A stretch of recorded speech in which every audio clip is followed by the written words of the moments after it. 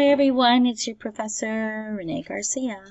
I am here to give you a little orientation about week 5, and this is probably one of my favorite weeks to talk about. It's the Neanderthals and everything that changes at this time, which is a lot. So I know, the lecture on interaction in the Upper Paleolithic is 40 pages, but a lot of it, mostly, are images. So don't get too worried.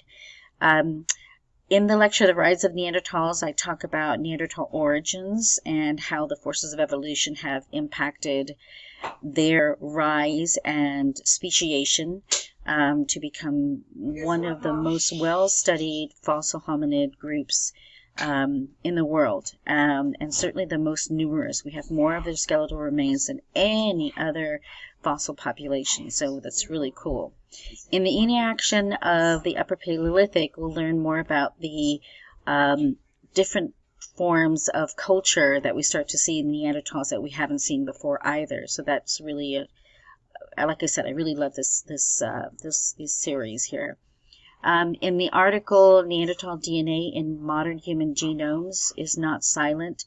It's a relatively new article or publication, 12 pages, but it provides some really good information that goes into more of the scientific aspect of the Neanderthals, more than I do, but certainly some things that will help you in your discussion for this week.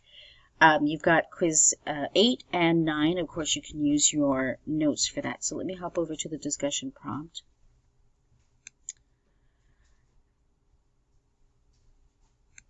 This discussion is on, it's called Cousins, and this one discusses the evolution of Neanderthals. So this includes their potential ancestors, which we have a really, relatively good idea who they were, the forces of evolution that were involved in their development and their culture, as I said before. So we'll talk about specific derived features. These are traits that are brand new to a species, so they're derived, like ours in humans is a larger frontal lobe than any other species before.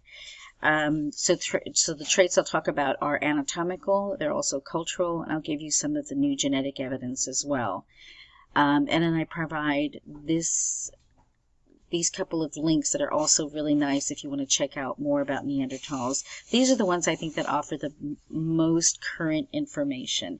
If you'd like more information on the genetic research being conducted on Neanderthals, I can give you those two separately. And if you're interested in doing one of these as a topic for a poster, just let me know. I'm here.